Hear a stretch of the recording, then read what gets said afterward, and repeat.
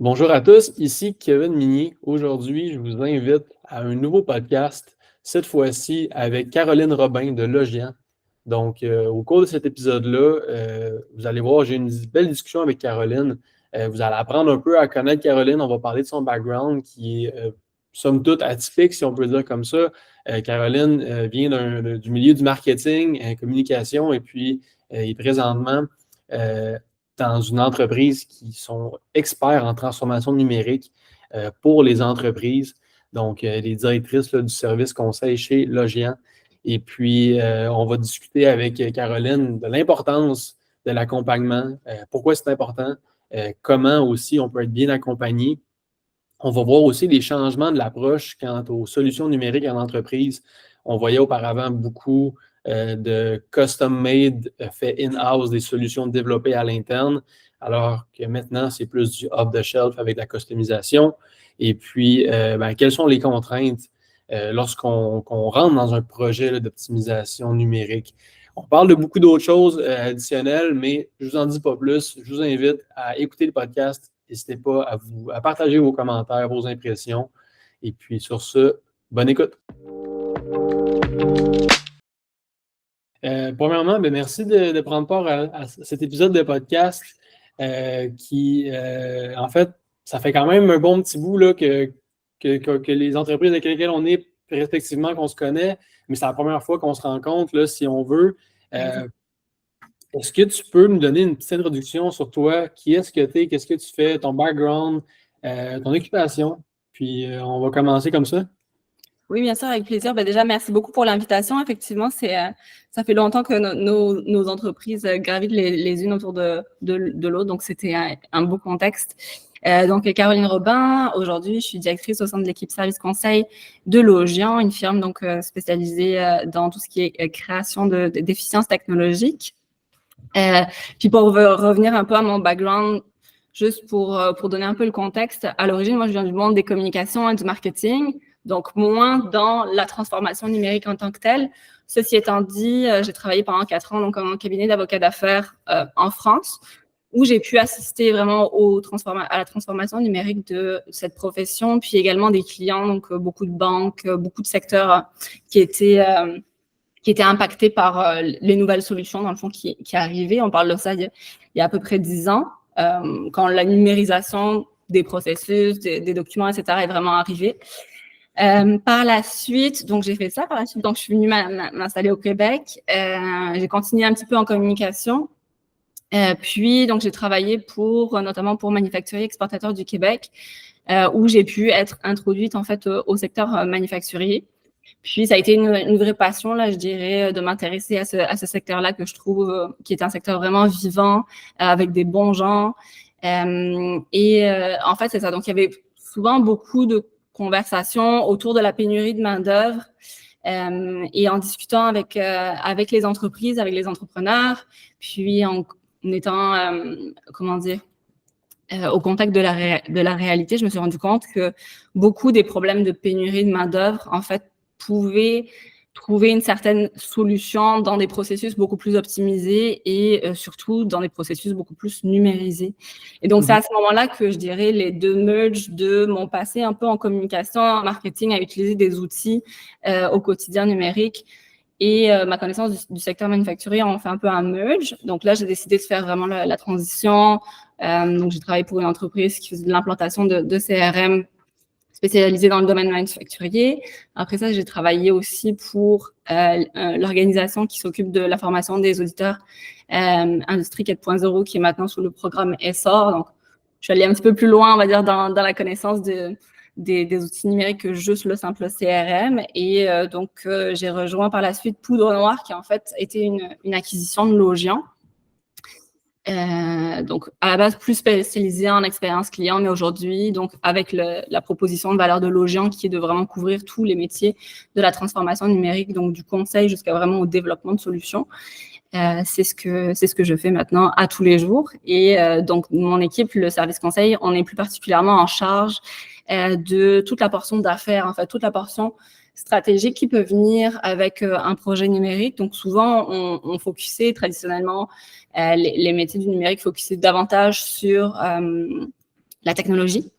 Puis l'idée, c'est de se décoller un petit peu plus de la technologie. On part du principe que nos gens sont bons, tu sais, puis ils connaissent parfaitement comment développer. Et souvent, le nœud, il est pas là. Le nœud, il est plus mais est-ce qu'on développe des choses qui sont vraiment utiles? Est-ce qu'on développe des choses qui vont être pérennes et qui vont pouvoir évoluer en même temps que l'organisation? Et donc, c'est en ce sens que mon équipe, puis que ce que je fais à tous les jours vient amener de la valeur. Ben, c'est super intéressant. Merci pour l'intro. Tu as vraiment un super de beau background. Puis j'étais curieux de savoir, initialement, comment tu as tombé à travailler quand tu es arrivé au Québec avec, en fait, le groupe du MEQ. Comment tu es arrivé à rentrer au MEQ directement? Puis, tu sais, aussi pour des gens qui écoutent, tu as un background en marketing, communication. Puis là, aujourd'hui, directrice service conseil. C'est un peu de voir cette trajectoire-là. J'imagine que tu n'avais pas pensé que tu allais te rendre là. Non, vraiment pas, mais même à ça, tu m'aurais dit, ça va faire depuis il y a 6 ans que je suis au Québec. Il y a 6 ans, tu m'aurais dit un jour, tu vas travailler en transformation numérique. J'aurais dit, je pense pas. Je pourrais comprendre, je pourrais voir les liens parce qu'effectivement, tu sais, comme moi, je suis rentrée sur le marché du travail. En communication, c'était encore, surtout la portion plus relation de presse que j'ai gérée aussi. C'était vraiment tu prends ton téléphone, puis tu as des liens qui sont très organiques avec les journalistes, par exemple. Puis le métier, tu sais, il n'y avait pas encore, on se posait la question. Moi, j'ai eu la chance pendant mes stages de gérer une page pour Coca-Cola. Tu sais, on se posait la question. Les grandes discussions à l'époque, c'était est-ce qu'on devrait aller sur Facebook? Tu sais. Le métier a vraiment, vraiment beaucoup changé.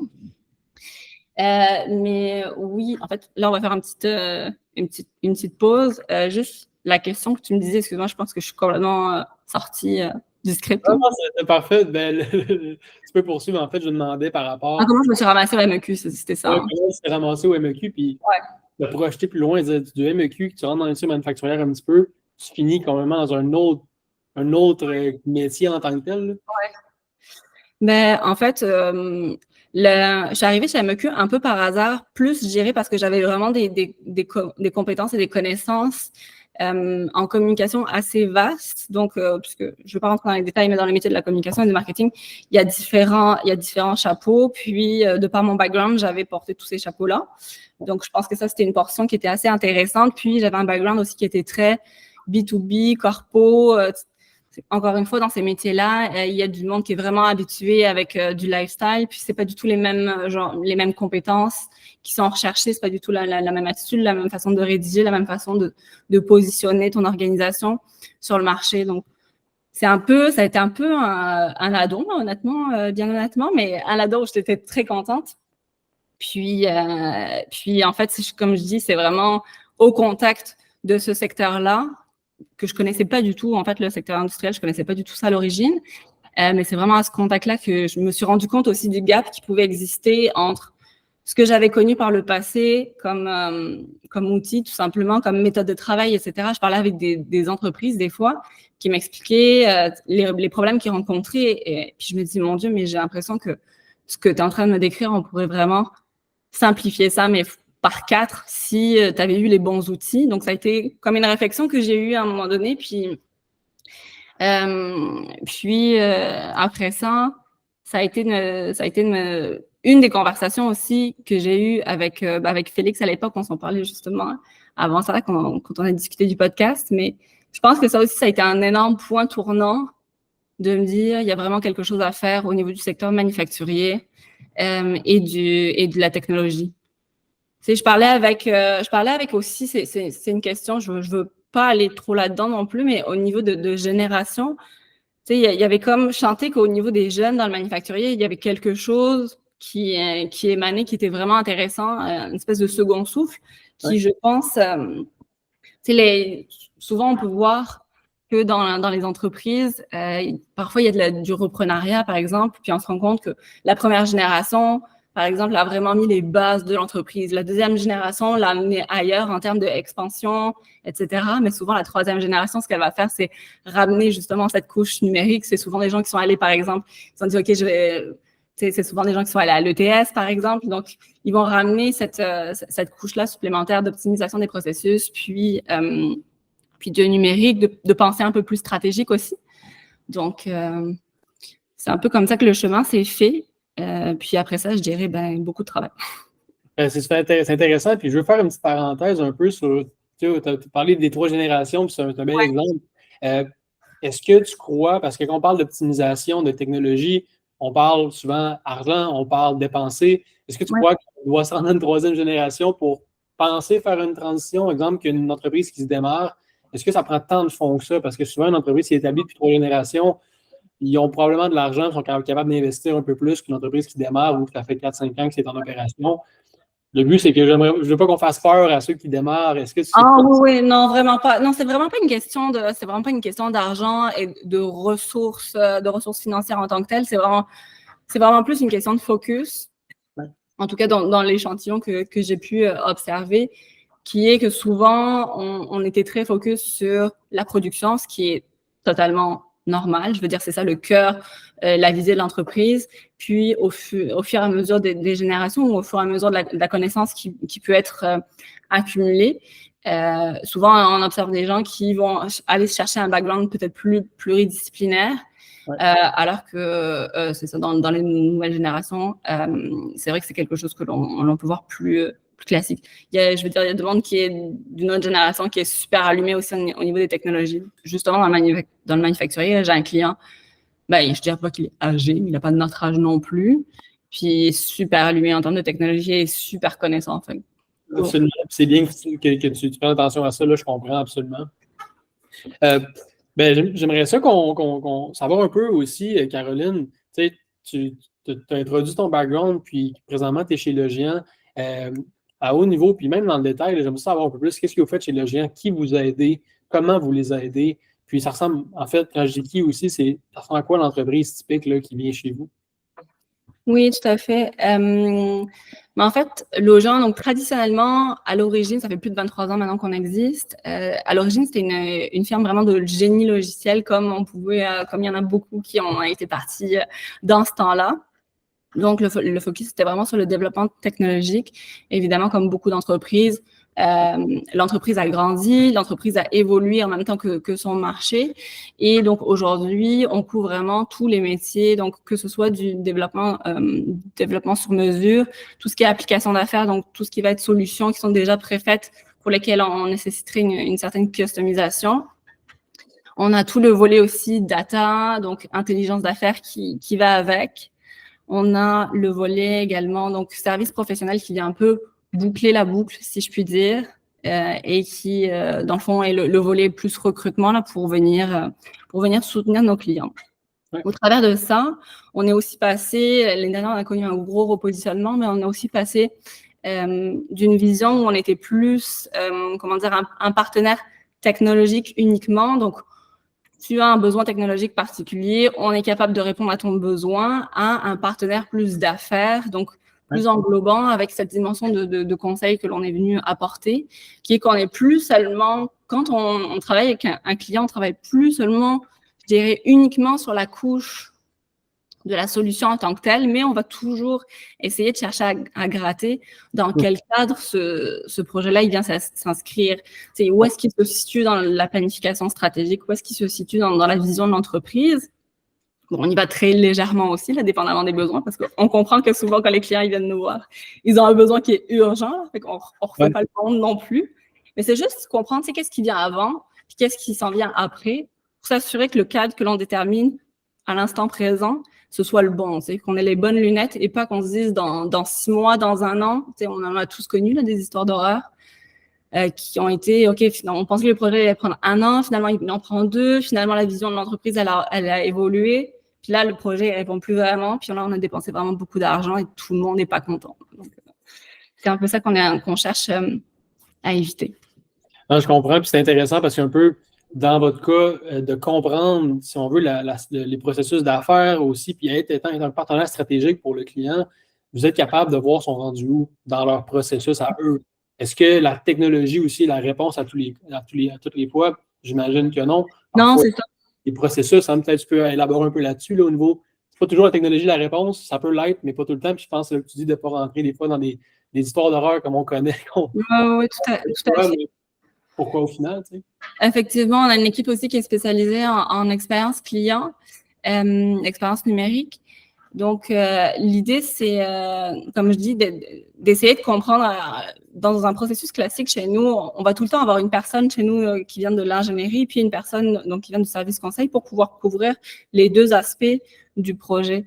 Puis, en ce sens, ben, on va essayer de questionner, de savoir dans le projet qui nous arrive, dans les optimisations bien souvent qu'on va vouloir faire ou les réécritures qu'on va vouloir faire, on va vouloir savoir d'où vient en fait le problème. Est-ce que effectivement, comme on dit, est-ce que la solution ne convient plus parce que vraiment l'entreprise a évolué, puis la solution est arrivée à ses limites, ou est-ce que finalement on se rend compte que nos processus ou notre vision n'était pas nécessairement hyper optimisée, puis finalement en faisant juste quelques modifications mineures, on n'est pas obligé de repartir en réécriture totale. On n'est pas obligé de partir dans un nouveau projet d'implantation d'ERP. Fait que c'est vraiment dans ce sens-là que nos équipes travaillent.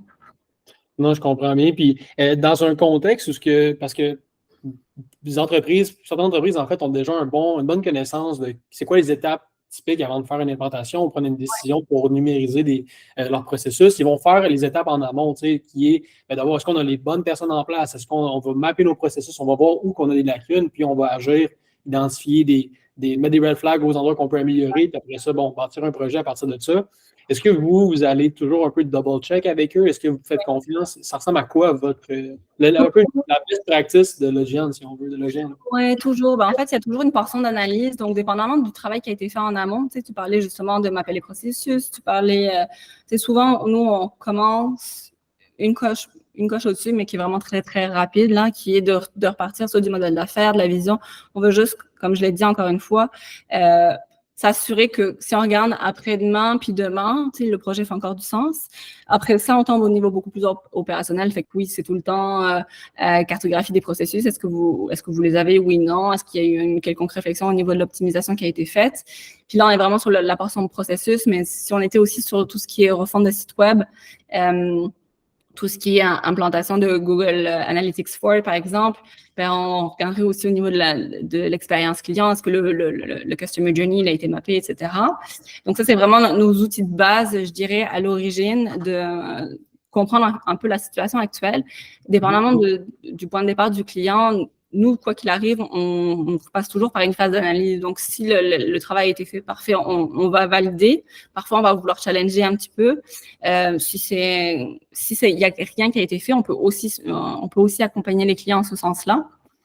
C'est simplement qu'on va prendre un petit peu plus de temps avant de tomber vraiment dans la phase de développement en tant que tel ou d'implantation en tant que tel. C'est quasiment la phase la plus importante, finalement, l'analyse pour pouvoir s'assurer que la portion technologique va pouvoir couler. C'est un peu le principe de se dire, tu sais, si j'avais 6 heures pour régler un problème, c'est probablement que j'en passerais 5 à bien m'assurer de poser bien le problème, puis 1 heure à le résoudre. Là, on est vraiment dans cette configuration-là. Ah non, c'est une bonne citation. Je ne sais plus exactement. Je ne sais pas si c'est Einstein qui avait sorti ça. Ouais.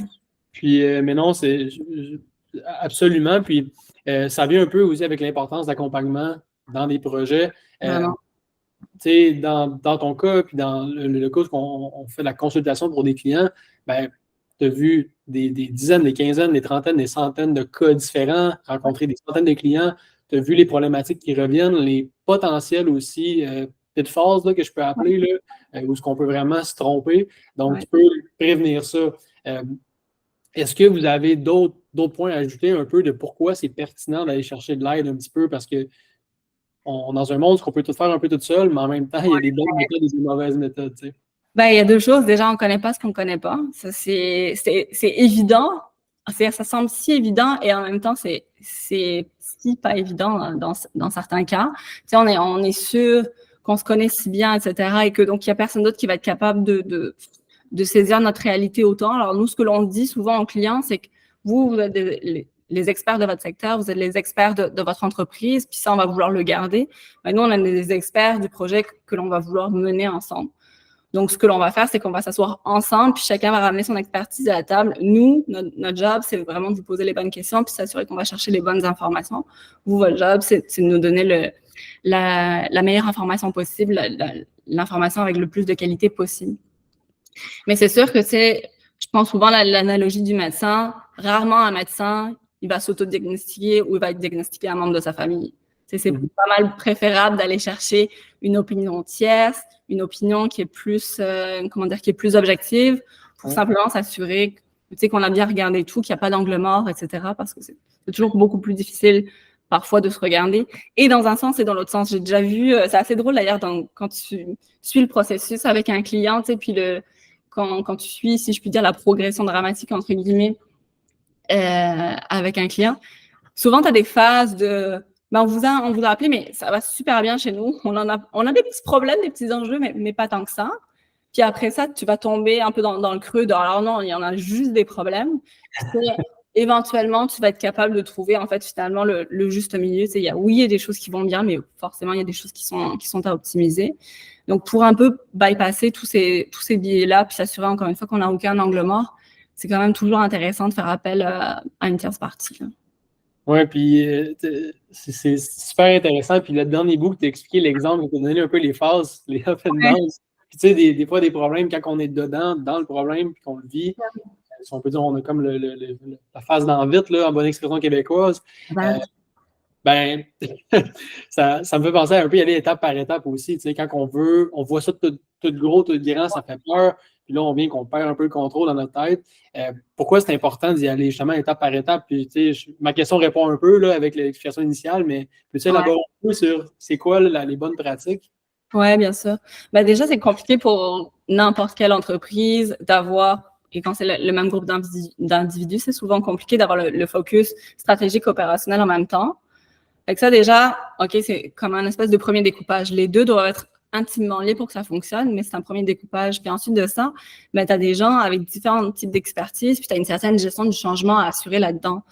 Donc, tu peux pas attaquer un chantier de cette taille-là, de la taille une refonte de site Internet qui serait vraiment importante ou une refonte d'ERP ou de CRM qui serait vraiment importante. Tu peux pas attaquer tous les problèmes de front. Tu vas te perdre dans les problèmes puis finalement, tu trouveras plus de solution. Fait que l'important, c'est pour ça c'est vraiment important de découper le projet dans des phases qui font du sens. Puis c'est pour ça qu'on a cette espèce de technique de l'entonnoir qui vise à aller du plus général puis du plus haut, donc la stratégie vers le processus, vers la composante, vers la tâche.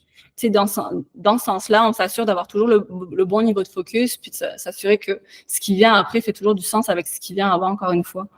Sinon, si tu t'en vas partout en même temps ou si tu focalises, des fois, on voit ça aussi.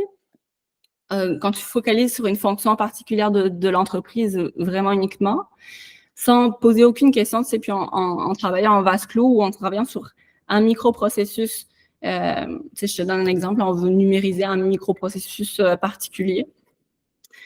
Mais si tu grattes pas un tout petit peu quand même avant-après, malheureusement, les chances que ça fasse moins de sens après que le projet ait moins de valeur pour ton organisation, elles sont quand même très grande. Donc, c'est pour ça qu'on s'assure d'avoir ce découpage-là d'étapes, d'avoir toujours une étape d'analyse, une étape d'implantation. C'est toujours aussi important d'avoir des discussions parce que, encore une fois, dans la vie d'un projet, puis je parle surtout de projets d'envergure, tu sais, tantôt, tu posais la question, c'est quoi notre client typique? Je te dirais, la PME moyenne à la très grande entreprise québécoise, c'est vraiment notre cœur de métier. On n'a pas particulièrement de secteur que l'on vise. On a des initiatives, puis justement, mon équipe, puis certaines équipes commencent à avoir des colorations par industrie.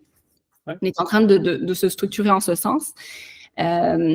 Mais dans des projets, donc pour desservir ce genre d'entreprise, généralement, c'est des projets d'envergure entre 4 mois, 1 an et plus.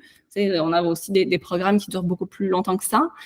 Donc, tu peux pas faire une planification d'un projet d'1 an en 3 secondes et demie en se disant, OK, on va avoir on va attaquer tous les chantiers. Ça fera juste pas de sens. Non, c'est ça. Puis en plus, à travers le temps, tu sais, beaucoup de critères peuvent changer. Le contexte est évolutif. On ne part pas du point A au point B sur 1 an et demi puis qu'il n'y a rien qui a changé entre les deux points.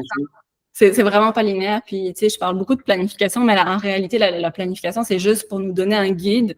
Puis, je parle beaucoup de planification et d'objectifs, de vision. En réalité, c'est juste parce que c'est nos outils qui constituent notre boussole. À chaque fois, dans toutes les actions qu'on va prendre, on est toujours en train de se dire, OK, est-ce qu'en ce moment, j'ai l'impression de me rapprocher de mon objectif ou est-ce qu'en ce moment, j'ai l'impression de m'éloigner de mon objectif? Puis, évidemment, ces projets-là sont vivants. Donc, il va y en avoir des discussions au cours du projet. Il va y en avoir de la priorisation au cours du projet. On n'a pas du temps. C'était généralement les deux grosses contraintes, c'est le temps et le budget. Et quand va venir le temps de prioriser, de faire des choix difficiles, etc., ben c'est ça qui va venir nous guider sur, OK, comment on devrait restructurer notre projet présentement pour s'assurer de livrer un maximum de valeur à nos utilisateurs, à notre actionnariat, à nos parties prenantes, à nos clients. Donc, c'est ça. Oui, puis, tu sais, quand tu as mentionné le délai d'1 an et demi, on sait qu'un projet de transition, là, dès qu'on parle d'amélioration, dès qu'on parle d'optimisation, c'est des projets. Puis quand on parle de projet, bien, il y a du temps que ça va prendre à réaliser le projet. Ce temps-là, qui le prend dans l'entreprise? Parce que généralement, les gens ont des tâches à faire. Nos recommandations, c'est toujours d'avoir des différents niveaux dans l'entreprise. Donc, je vais prendre pour le bien de la conversation, parce que c'est un peu concret pour les gens. Tu sais, si on parle d'un projet des ERP, bien, évidemment, tu vas avoir l'exécutif qui est mobilisé, mais l'exécutif va vraiment pas avoir le même impact ni la même implication sur ce projet-là que des directions, par exemple, ou même des gens qui sont plus sur le plancher. Mais tu vas avoir tous ces gens-là qui sont mobilisés parce que c'est un projet qui est tellement majeur puis qui va tellement venir impacter l'entreprise dans son fonctionnement qu'il faut que toutes ces parties prenantes soient ralliées vers l'objectif commun. Ouais. Après ça, donc, puis tu vas avoir tous ces niveaux de gens-là aussi, parce que tu veux t'assurer qu'au niveau de la vision exécutive, on a un cadre, on a une direction, un objectif, OK, parfait, mais tu veux t'assurer que cette grande vision, une fois qu'on l'a fait trickle down, désolé pour l'anglicisme, au niveau des équipes, ben ça se traduit concrètement par des tâches ou des processus, etc., qui sont aussi alignés. Fait que tu veux pas oublier non plus tes gens qui sont sur le plancher, parce que bien souvent, c'est eux qui ont l'information la plus précieuse pour savoir concrètement comment ça fonctionne, puis tu sais, toutes les règles d'affaires qu'il faut aller chercher derrière, etc., pour que ta solution, elle ait une réelle valeur pour eux. Donc, c'est un peu avec toutes ces parties prenantes qu'il faut jongler.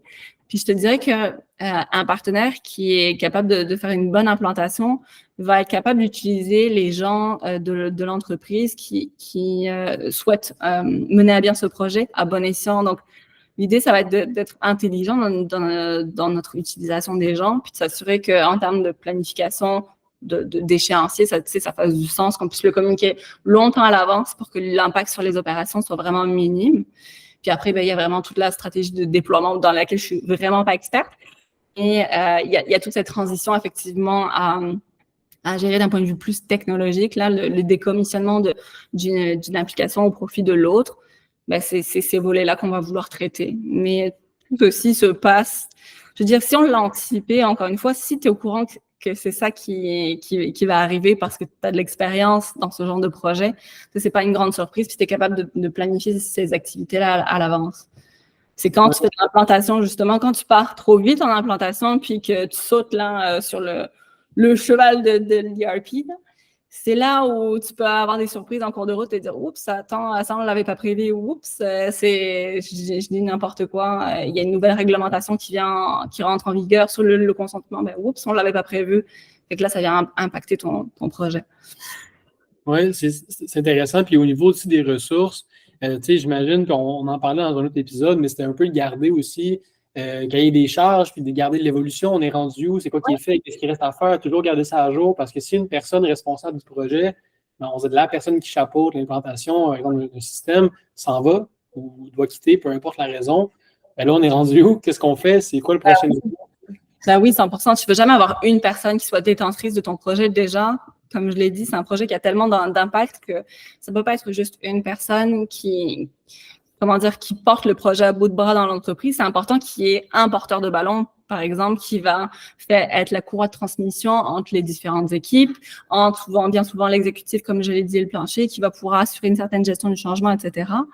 Mais oui, tu vas absolument nommer ton champion de ce projet, mais tu vas aussi nommer des champions qui vont venir rallier notamment les gens d'opération à ce projet-là, puis qui vont être capables de dire, OK, mes gens, tu peux les solliciter à tel moment ou telle date est plus propice. Une des choses que je fais, moi, souvent avec mes clients, quand vraiment en phase d'exploration avec eux, c'est tout le temps de leur demander deux choses. L'année financière chez eux, parce que ça a un gros impact. Puis aussi, s'ils ont des activités saisonnières, ou s'ils observent un certain ralentissement de leur activité dans leur année, ou s'il y a des périodes de pic. Parce qu'à ce moment-là, on est capable de se dire, OK, on va éviter de te lancer ton projet puis de faire tous les changements dans ta période de pic. Là. On va plutôt profiter de ton downtime. C'est bon, puis ça m'amène à l'autre question qui était un peu, c'est quoi les questions, pas les questions, mais les contraintes principales dans un projet? Parce qu'on pense au budget, on pense au timeline. Là, tu as mentionné le temps dans l'année. Est-ce que tu as des saisonnalités que tu peux bénéficier d'une baisse pour enclencher ça? Les ressources en place, est-ce qu'il faut engager des ressources? Peux-tu un peu élaborer sur les différentes contraintes dans un projet d'optimisation numérique? Oui, bien sûr. En fait, déjà, un tout projet a 3 composantes. Donc, la portée, qui est vraiment qu'est-ce qu'on fait, là, qu'est-ce qu'on veut accomplir avec ce projet, le budget et l'échéancier. Donc, à partir de ces 3 composantes-là, chacune des composantes a ses propres enjeux. Donc, dans la portée, on va regarder effectivement la disponibilité des ressources, à quel point on est capable de les solliciter ou à quel point on devrait les laisser se concentrer sur les opérations.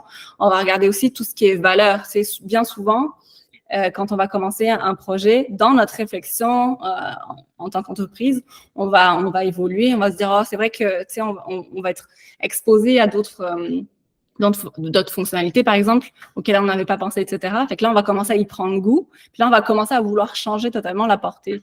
Fait que là, encore une fois, c'est là où mes premières discussions sur la vision, les objectifs sont super importantes parce que il faut toujours gager, elle est où la valeur, en fait, pour l'entreprise. Puis des fois, nous, en tant que firme conseil, il faut qu'on protège un peu nos clients d'eux-mêmes. Parce que si on le sait que ce sont des clients qui vont être sensibles sur l'échéancier, par exemple, parce qu'il y a une date qui est super importante pour eux, je dis n'importe quoi, parce que si je prends une refonte de site, encore une fois, et ils ont un salon super important, fait que c'est important pour eux d'avoir leur nouvelle vitrine qui est prête à ce moment-là. On doit un peu protéger le client de lui-même, puis lui dire, OK, mais toutes ces nouvelles fonctionnalités-là ou toute cette nouvelle expérience qu'on voudrait concevoir, c'est super intéressant. Ceci étant dit, ça va avoir des impacts directement sur ton échéancier, puis on avait compris que c'était ça la partie la plus sensible pour toi. Fait qu'en ce moment, qu'est-ce qui, pour toi, serait le plus sensible? Est-ce que c'est l'échéancier ou est-ce que c'est la portée? Est-ce que tu vas avoir plus de valeur puis c'est pas grave pour ton salon? C'est un peu le genre de discussion qu'on a avec nos clients, puis on essaie tout le temps de l'exposer, dans le fond, à la réalité de la vie du projet pour qu'ils soient en capacité de pouvoir prendre des bonnes décisions. Oui, puis c'est ça, dans le fond, le conseil part de là, au final, d'avoir quelqu'un qui va nous guider, d'être capable de nous lancer ces questions-là, puis de mettre tout en perspective, puis prendre le bon chemin, un peu la meilleure combinaison possible, si on veut, selon le. Oui, puis après, si je peux élaborer aussi un peu sur la portion budget, bien souvent, c'est une question qui est un peu épineuse. Je pense que vous devez le vivre aussi. Le budget, combien ça coûte, combien ça va me coûter, puis le retour sur investissement que ça peut apporter. Mais c'est vraiment la question de valeur au sens de comment on valorise ce projet. Donc, au-delà de l'aspect financier, qu'est-ce qui va apporter à l'entreprise qui devrait primer?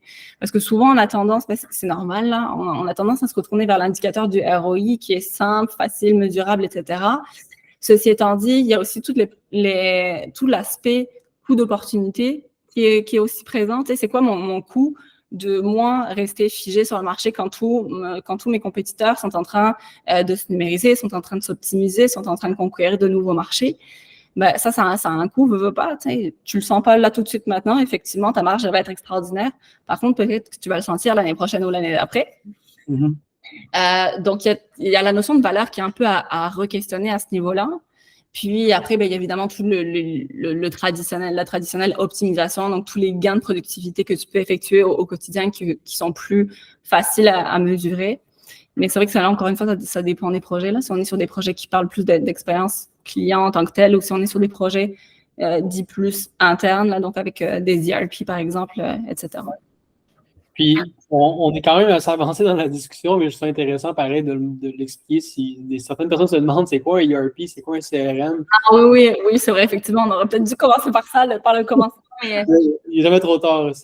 Frottez pas votre Google pour rien, là, on va le dire. Oui, tout à fait, il n'est jamais trop tard. ERP, donc Enterprise Resource Planning, donc, ou Progiciel de gestion intégrée en français. Personne n'utilise cet acronyme, sachez-le. Mais dans le fond, donc, c'est un logiciel qui permet de numériser l'ensemble des processus de l'entreprise. Donc, généralement, un ERP va disposer d'une portion financière, donc tout ce qui va être numérisation des activités comptables et financières.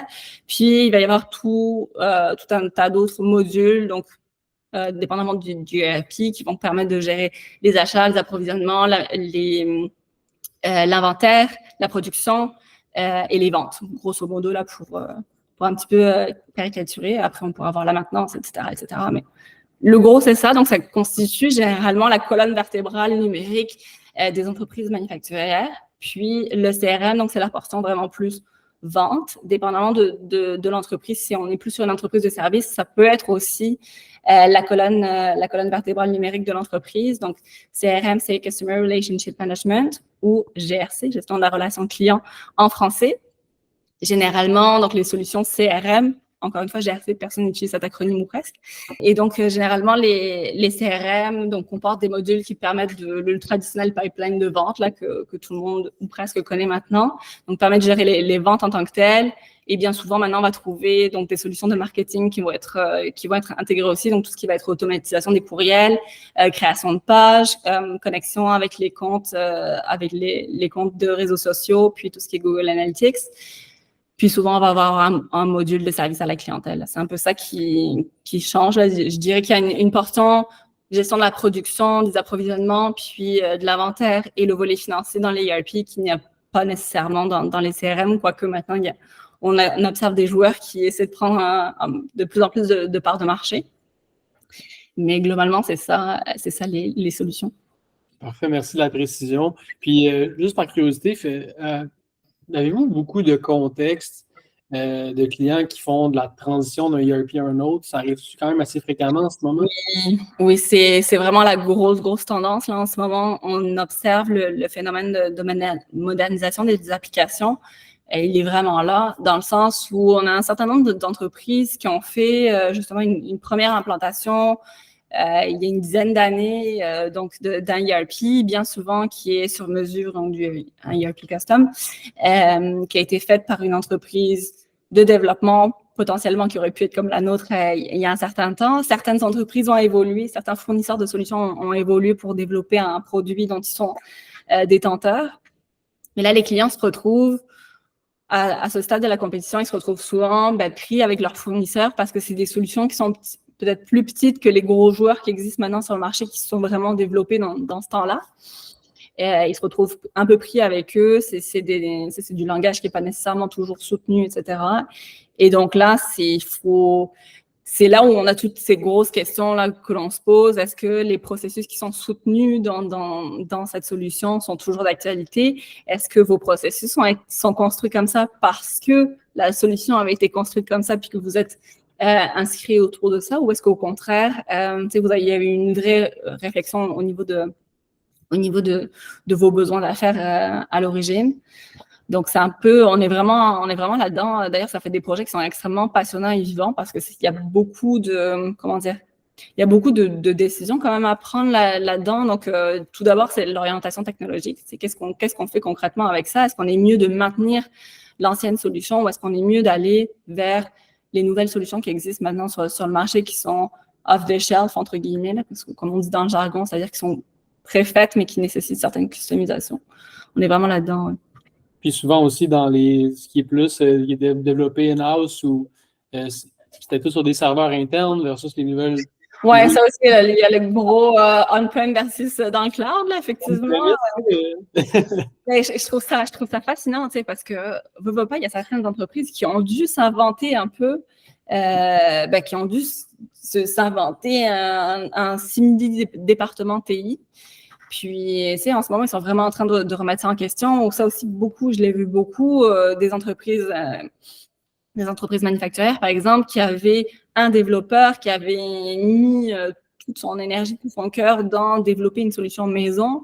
Puis là, finalement, le développeur s'en va. Puis là, on ne sait plus du tout comment ça fonctionne, etc. Donc, ça fait des projets vraiment intéressants.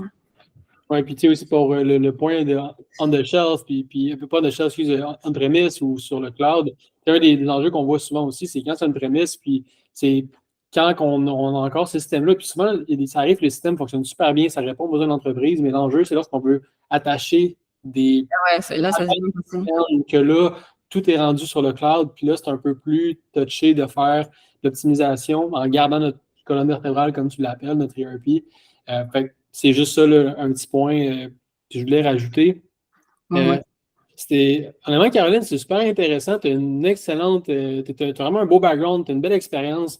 Je voudrais te remercier d'avoir pris un bon, peut-être, je pense, 40-45 minutes avec moi, d'avoir partagé des bonnes pratiques, ton point de vue aussi avec ton expérience de toute la numérisation dans l'industrie manufacturière. On s'en va de plus en plus là, dans des années où on va avoir du travail en quelque sorte, beaucoup, Ouais, beaucoup d'entreprises. tant mieux. Exact, tant mieux, absolument. Puis, tu sais, on parle souvent d'optimisation, d'efficacité. Puis, je pense que ce qui est important aussi de mentionner, c'est d'y aller à son rythme, puis de prendre le temps de prendre des bonnes décisions aussi, de ne pas se lancer un peu à l'aveugle dans un projet parce que tout le monde le fait. De prendre le temps de bien, Ouais, ouais. puis prendre des bonnes décisions. 100%, effectivement. Puis, tu sais, c'est un aspect qu'on n'a pas couvert puis qui pourrait faire l'objet de tout un podcast aussi. Mais la notion de données, quand on est pour valoriser un projet numérique, oui, on focus sur le ROI, mais le confort que ça va t'amener de pouvoir avoir accès à toute cette information-là puis à toutes ces données pour pouvoir prendre des décisions, pour pouvoir prendre les meilleures décisions, c'est vraiment aussi extrêmement important. Oui, je pense que ça fait 3 podcasts que j'en parle, mais tu sais, la fameuse illustration de pousser un chariot avec des roues carrées, là, puis des Ouais, roues, propose une roue ronde, mais non, j'ai pas le temps. ouais, non, peu j'ai sur- pas le temps, c'est ça. Ouais. Mais tu vas le c'est un sentir. exactement. Peut-être pour conclure, Caroline, c'est à quel endroit est-ce qu'on peut te retrouver personnellement pour te rejoindre? Si gens ont des questions, on veut juste échanger avec toi ou quoi que ce soit. Oui, bien sûr. Ben, évidemment, vous pouvez toujours me trouver chez Logian, mais je suis également disponible tout le temps sur LinkedIn, donc Caroline Robin. Normalement, j'ose espérer que j'ai une photo qui me ressemble. Donc, on ne reviendra pas sur ce sujet. Vous comprenez pourquoi je dis ça. Donc, voilà, je suis tout le temps disponible sur LinkedIn. Ça me fait vraiment plaisir de discuter, d'avoir des conversations avec soit des gens dans le manufacturier, soit des gens dans la technologie. Là, on est tous là-dedans, dans ce bateau-là. Donc, c'est toujours super intéressant d'avoir des échanges sur les perspectives des uns et des autres. Parfait. Puis est-ce que tu participes à certains salons manufacturiers parfois, à certains événements publics?